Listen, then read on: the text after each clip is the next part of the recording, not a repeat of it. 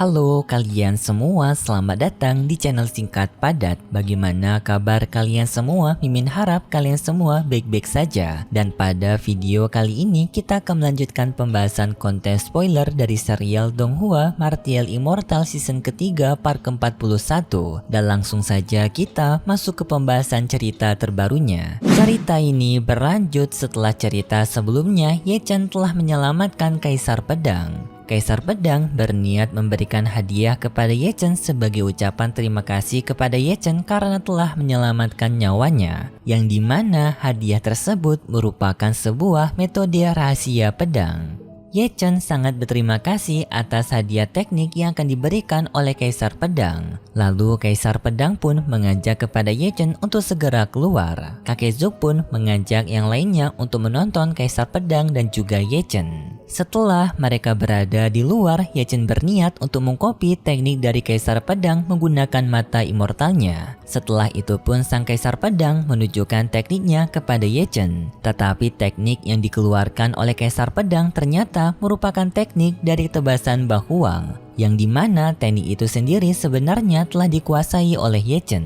Kakek Zuk dan juga Biao yang melihat teknik tersebut menyadari jika teknik itu sepertinya telah Ye Chen kuasai dan juga pernah Ye Chen gunakan waktu kompetisi 3 sekte besar. Ye Chen membenarkan perkataan kakek Zuk dan juga Biao. Setelah Kaisar Pedang menunjukkan teknik tebasan Bang Huang kepada Ye Chen, Kaisar Pedang bertanya apakah Ye Chen menyukai teknik tersebut. Ye Chen menjawab dengan jujur bahwasanya ia telah menguasai juga teknik tebasan Bang Huang sama seperti dengan Kaisar Pedang. Biao membenarkan perkataan Ye Chen, tetapi Kaisar Pedang yang mendengar itu masih kurang percaya. Lalu Ye Chen pun menunjukkan teknik tebasan Bang Huang di hadapan dari Kaisar Pedang, membuat Kaisar Pedang pun sekarang percaya. Kaisar Pedang merasa sangat bersalah karena telah meremehkan Ye Chen, dan juga Ye Chen merupakan keturunan dari ketua Hong Chen. Maklum saja jika Ye Chen bisa menguasai teknik pedang dengan sangat mudah. Dan lagi, teknik tebasan Bang Huang tersebut merupakan teknik yang dikembangkan juga oleh ketua Hong Chen.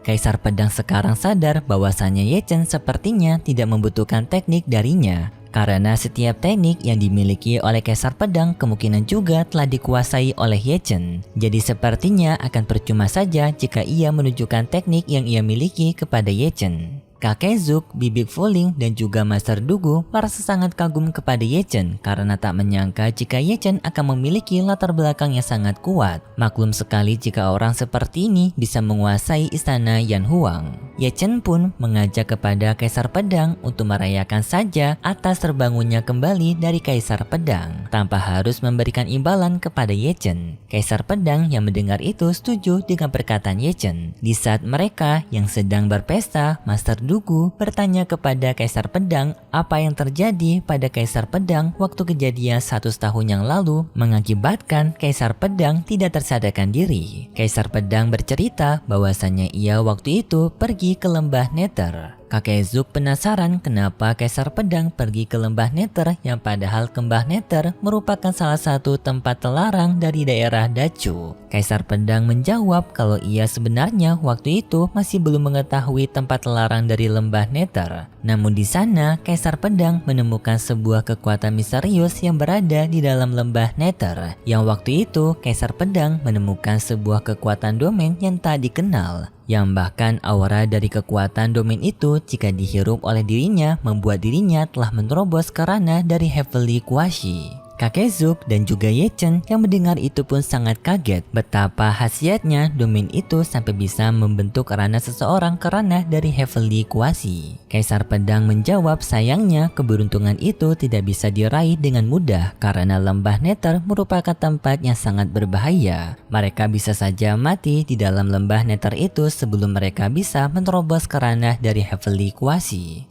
Namun hal tersebut tidak akan membuat Kaisar Pedang menyerah begitu saja. Dirinya di kesempatan nanti akan tetap mencoba untuk memasuki lembah Nether kembali untuk mencari tahu isi apa di dalam dari domain rahasia itu. Ye Chen meminta kepada mereka semua untuk tidak terlalu bersemangat mengenai kekuatan domain tersebut karena sebenarnya sekarang dunia telah berada di kondisi kekacauan. Musuh-musuh dari 9 kaisar satu persatu telah menunjukkan wujud mereka masing-masing dan mereka semua sangatlah kuat. Master Dugu membenarkan hal tersebut, apalagi mereka sebelumnya telah bertemu dengan Raja Falun yang memiliki kekuatan yang sangat kuat, bahkan dirinya tidak bisa bersaing melawan Raja Falun. Kaisar Pedang yang mendengar itu sangat kaget, bukankah Raja Falun telah dikalahkan oleh Raja Perang?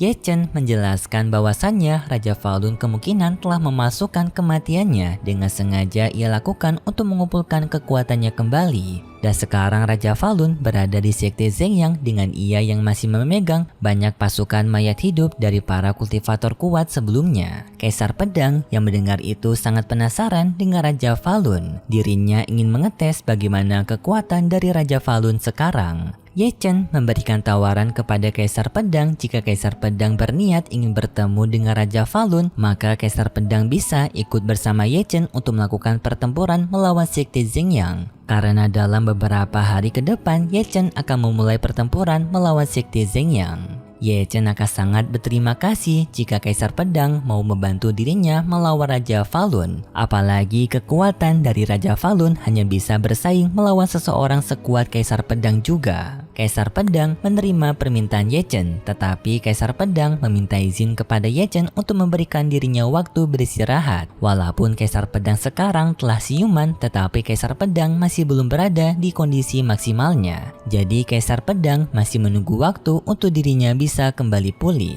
Ye Chen mengerti maksud dari Kaisar Pedang, dan Ye Chen tentu saja akan memberikan waktu beristirahat kepada Kaisar Pedang. Ye Chen pun merasa sangat puas karena Kaisar Pedang dan juga Master Duguao akan membantu dirinya untuk berhadapan melawan Raja Falun, maka Raja Falun nantinya akan bisa mereka atasi. Kemudian pun pada sore harinya Ye Chen berpamitan kepada mereka semua karena ia hari ini berniat kembali ke Sekte Heng Yue. Setelah itu pun Ye Chen pergi meninggalkan mereka semua. Kaisar Pedang tampak begitu kagum kepada Ye Chen karena di usianya yang masih muda telah memiliki potensi yang sangat besar. Dan di saat itu kakek Zuk memberitahu kepada Kaisar Pedang bahwasannya putri dari Kaisar Pedang yaitu Biao menyukai Ye Chen. Hal tersebut pun membuat Kaisar Pedang sedikit kaget. Singkat cerita, Ye Chen pun telah sampai di Sekte Heng Yue. Di sana Ye Chen disambut oleh para tetua dari istana Yan Huang dan juga Sekte Heng Yue. Para tetua pun bertanya kepada Ye Chen apakah Ye Chen telah berhasil mengundang anggota dari kota dan untuk bergabung bersama mereka. Ye Chen menjawab dengan bahagia kalau mereka semua setuju untuk bergabung. Tetapi Ye Chen juga menceritakan di tengah perjalanannya pulang, Ye Chen bertemu dengan Raja Falun, seorang legenda yang dulunya pernah dikalahkan oleh Raja Perang ternyata masih hidup. Tetapi untungnya Ye Chen telah memiliki counter untuk menghadapi Raja Falun, yaitu rombongannya dari Master Duguao, Kaisar Pedang, kakek Zuk, dan juga tetua Fuling. Mendengar hal tersebut pun membuat para tetua lega dan mereka sangat berterima kasih kepada Ye Chen karena telah berhasil menemukan orang kuat kembali untuk mau bergabung bersama aliansi mereka. Lalu para tetua pun mengajak kepada tetua lainnya untuk melakukan pesta atas keberhasilan Ye Chen telah mengundang orang-orang kuat kembali bersama aliansi mereka. Namun di saat itu Ye Chen melihat kenapa Yu'er tampak begitu polos tidak biasanya. Karena biasanya Yu'er merupakan orang yang sangat aktif dan juga menyukai dirinya. Tidak biasanya Ye Chen melihat Yu'er seperti orang pendiam. Dan pada saat ini ternyata ingatan Yu'er sekarang telah disegel oleh tetua Chu. Makanya Yu'er sekarang hanya berdiam saja karena ia sekarang tidak mengenali Ye Chen. Yu'er yang tidak mengenali Ye Chen karena ingatannya yang telah disegel sikapnya sekarang jadi biasa-biasa saja kepada Ye Chen. Dan langsung Yu'er pergi dari sana. Ye Chen pun bertanya kepada penetua Chu apa yang sedang terjadi kepada Yu'er. Kenapa Yu'er tampak begitu pendiam tidak seperti biasanya. Namun tak disangka tetua Chu tidak memberikan penjelasan kepada Ye Chen karena sepertinya sengaja agar Ye Chen tidak terlalu khawatir kepada Yu'er. Ye Chen tidak memikirkan hal tersebut, lalu Ye Chen pun pergi menemui Hong Chen untuk meminta kepada Hong Chen, yaitu Ye Chen meminta untuk mencari seseorang bernama Ruoxi. Hong Chen bingung kenapa Ye Chen berniat mencari seorang bernama Ruoxi, karena dulu tuannya juga pernah mencari seseorang bernama Ruoshi. Ye Chen tidak memberitahu penjelasannya kenapa, tetapi Ye Chen meminta saja kepada Hong Chen untuk mencari tahu orang tersebut. Hong Chen menerima tugas itu dan lalu Ye Chen pun pergi dari sana meninggalkan mereka semua. Setelah itu pun Ye Chen berniat untuk pergi menemui muridnya Xian. Namun di sana Ye Chen tak disangka akan bertemu dengan Han Yue dan juga Yi yang dimana mereka berdua berasal dari keluarga Shangguan yang sekarang keluarga Shangguan telah beraliansi dengan istana Yan Huang. Namun di saat itu tiba-tiba saja Xian mengatakan kepada mereka semua bahwasanya Ye Chen berniat untuk menikahi Han Yue dan juga Yi secara bersamaan. Hal itu pun membuat mereka berdua kesal dan lalu mereka pun pergi meninggalkan Ye Chen. Ye Chen bertanya kepada Xian siapa orang yang telah mengajari perkataan seperti itu karena Ye Chen tidak pernah mengajari hal itu kepada Xian.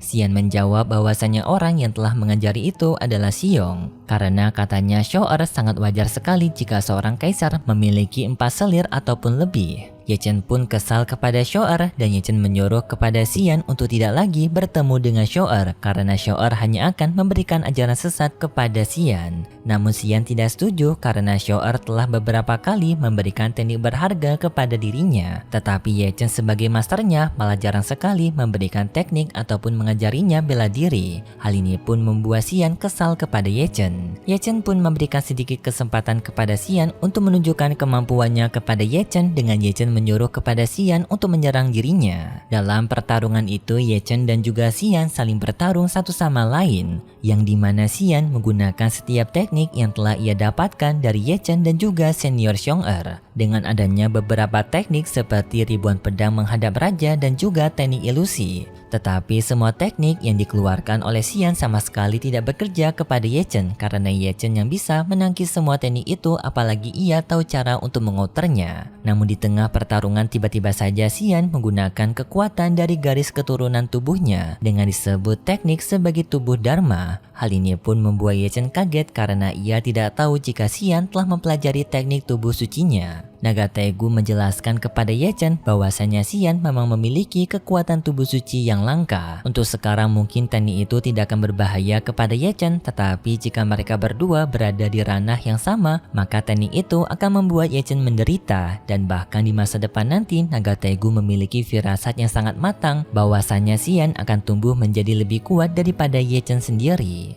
Ye Chen bisa merasakan perasaannya sama seperti Naga Tegu. Tetapi karena sekarang teknik itu masih belum sempurna, Ye Chen bisa menghentikan serangannya Xian dengan hanya kedua jarinya saja dan lalu membalas serangan Xian menggunakan jentikan jari. Membuat Xian pun telah diakui kalah dalam pertarungan. Xian merasa cukup sedih karena ternyata kekuatannya sekarang masih belum bisa digunakan untuk mengalahkan gurunya. Ye Chen menjawab bahwasanya jalan kultivator Xian masih akan panjang, jadi Xian tidak perlu terburu-buru untuk bisa menjadi kuat. Dan di saat itu tiba-tiba saja adanya Ling yang datang ke tempat mereka dengan marah karena pertarungan mereka berdua sebelumnya membuat kekacauan yang besar di kediaman mereka. Ye Chen menenangkan Ling kalau mereka sebelumnya hanya sekedar berlatih saja dan tidak sampai membuat kekacauan. Ling menjawab ia tidak marah atas latihan itu, tetapi Ling marah kepada Ye Chen karena Ye Chen yang terlalu memberikan pelatihan kasar kepada Ye Chen. Ye Chen menjawab dengan dewasa, dirinya hanya memberikan latihan kasar kepada Ye Chen bukan berarti dirinya membenci Ling sampai melukai Ling.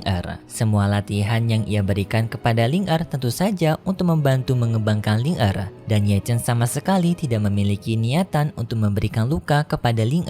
Perkataan itu pun membuat Ling terdiam. Lalu Ye Chen pun memberikan gulungan teknik baru kepada Xian untuk dipelajari oleh Xian. Setelah itu pun Xian diminta untuk pergi beristirahat. Setelah Xian pergi dari sana, Ling bertanya kepada Ye Chen kapan Ye Chen akan melakukan penyerangan melawan sekte Zhengyang. Ye Chen menjawab jika tidak adanya masalah, maka kemungkinan penyerangan mereka akan dilaksanakan 2 atau 3 hari lagi. Dan sepertinya untuk pembahasan konten spoiler dari serial Donghua Martial Immortal season ketiga 41 sampai di sini dulu. Mohon maaf untuk episode kali ini durasinya sebentar karena jujur sekarang Mimin cukup sibuk, jadi bersabar ya. Mungkin untuk durasi panjang bakalan tayang besok, jadi mohon untuk ditunggu. Kalau gitu pun terima kasih buat kalian semua yang sudah menonton video ini sampai akhir. Jika kalian suka dengan video kali ini, bisa beri like serta subscribe dan sampai jumpa di video selanjutnya. See ya!